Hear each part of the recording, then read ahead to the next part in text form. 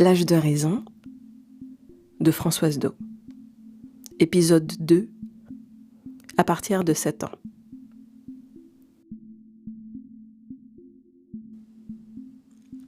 Tous, oui, tous me regardaient avec horreur-terreur dans les yeux parce que je l'avais fait. Je m'étais assise directement au pied du grand Mapou rouge. J'avais pris la décision quand la deuxième lune avait paru dans le ciel. Celle qui stagnait présente durant exactement 40 jours et qui pousse tout un chacun à fermer les portes à double tour seulement pour les plus courageux et avec le plus gros des outils de la maison pour les autres. La deuxième lune apparut comme en l'honneur de ma grand-mère, Lysine. La deuxième lune apparut la nuit même de sa mort. On l'avait retrouvée le lendemain seulement, toute glacée. Je sais parce que je l'ai touchée pour vérifier. Je savais déjà. On savait déjà que ça arriverait, mais j'ai touché quand même pour vérifier. Je crois que j'ai été surprise. Un peu comme, tu sais, mais tu crois pas. Et ça arrive. Alors tu te dois de vérifier. C'est cette nuit-là, nuit de sa mort, là même là, que la deuxième lune est montée. Ça change les gens. Moi, je fais comme j'avais dit. Tous me regardaient fixe, mais je fais comme je dis. J'avais prévenu que je n'allais pas en démordre.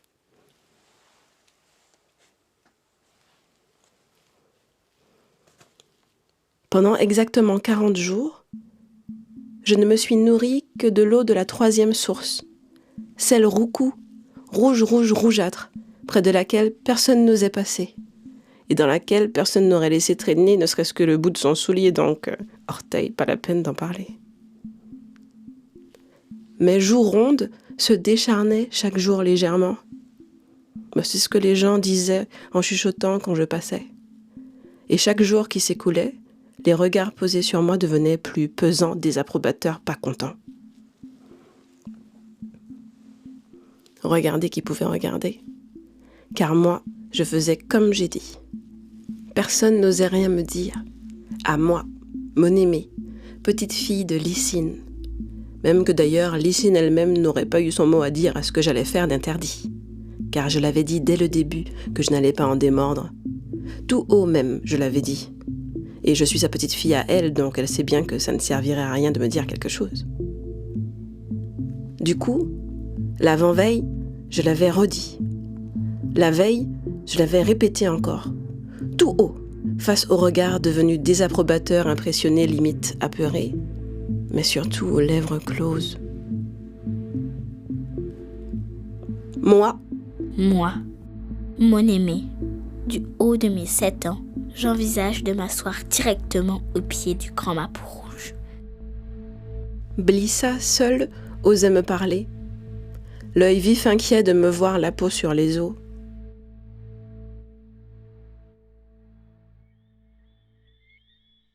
Mon aimé, Léali dit qu'il ne faut pas faire ça. Même ta grand-maman a toujours dit interdit qu'il ne faut pas faire ça. Les gens, ça meurt. C'est avant que c'est vivant. C'est grâce à ça qu'il y a le passé. On n'a pas le droit de faire revenir ceux qui ne sont plus là. Ils ne sont pas faits pour ça. T'occupe pas de ça. Qu'est-ce que tu vas faire? Tu m'inquiètes. Tu es inquiétante. Je m'inquiète de toi. Y a rien, je te dis. Tu cries. Tout le monde me crie dessus, c'est pas drôle. Et maintenant toi aussi qui es grande, tu cries. Pardon. Tout ira mieux. Tu mens. Tout le monde me ment. Tu n'as pas l'air bien du tout. Toi aussi tu veux partir? Les enfants, c'est pas fait pour ça. Partir avec leur grand-mère. Les chances scientifiques que tu reviennes sont infinitésimales. C'est l'expérience empirique de nos ancêtres qui le dit. Écoute, je vais ramener Lysine. Les gens partis sont pas faits pour être ramenés où que ce soit. Ils ne nous appartiennent plus. C'est pourtant mon vœu le plus cher, Lisa. Mon aimé! Lysine est morte. Elle est morte. Elle est morte et enterrée. Elle appartient à la terre. Lysine, même elle, a dit que c'est dangereux, mon aimé. Je n'ai pas peur. Je n'ai pas peur. Je n'ai pas peur. Je n'ai pas peur. Je n'ai pas peur. Je le disais aussi un peu pour moi. Pour ne pas oublier que c'est important ce que j'allais faire. Pour garder le courage féroce dans mes yeux. Oublier que j'avais faim. Et je suis partie. Au 40e jour, à la lueur de la 40e nuit de la 2e lune, vers le grand Mapou rouge, la peur cachée au fond, dans mon ventre.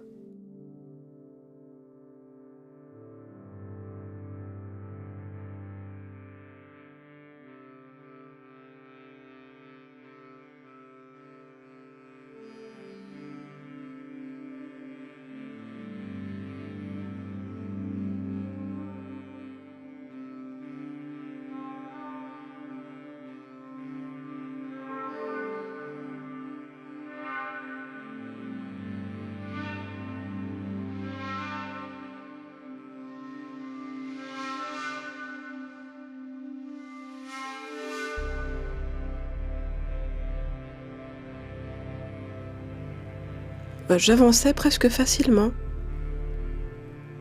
Les pieds visibles dans la nuit comme en plein jour. C'est la 2e lune qui permettait ça, de voir dans la nuit comme en plein jour. J'avançais au milieu des arbres très très hauts, avec bourdonnant dans mes oreilles le bruissement des herbes au sol selon mon pas. C'était le silence, mais il y avait des bruits quand même. Les bruits qu'on n'entend pas la journée. Ceux de crapauds roucoulants, de bêtes à fées grésillant, de grillons claquetants. J'avançais comme ça doit se faire, depuis le moment exact où les yeux ne distinguent plus le noir du blanc. Avancer. Ne pas dormir. Ne pas craindre les ombres des arbres au long cou. Ne pas craindre les ombres de la danse des branchages. Ne pas craindre le vent lourd qui me montrait le chemin. Ne pas fermer les yeux. Dans cette avancée, je devenais trop consciente du bruit. Même au loin, du bruit de tous les bruits, chuchotements, respirations, accidents naturellement bruyants de fruits tombés d'un arbre. C'était le silence, mais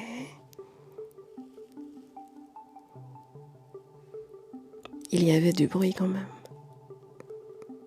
J'avançais mes pieds sur un tapis rouge. Puis, silence et bruit n'ont plus fait qu'un. C'était l'heure où on dit que même les animaux de la nuit dorment. Mais j'avançais, consciente.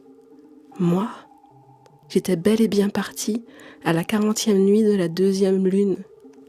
Moi, j'avançais vers le grand Mapou rouge, avec la peur cachée au fond, dans mon ventre, où personne ne peut voir.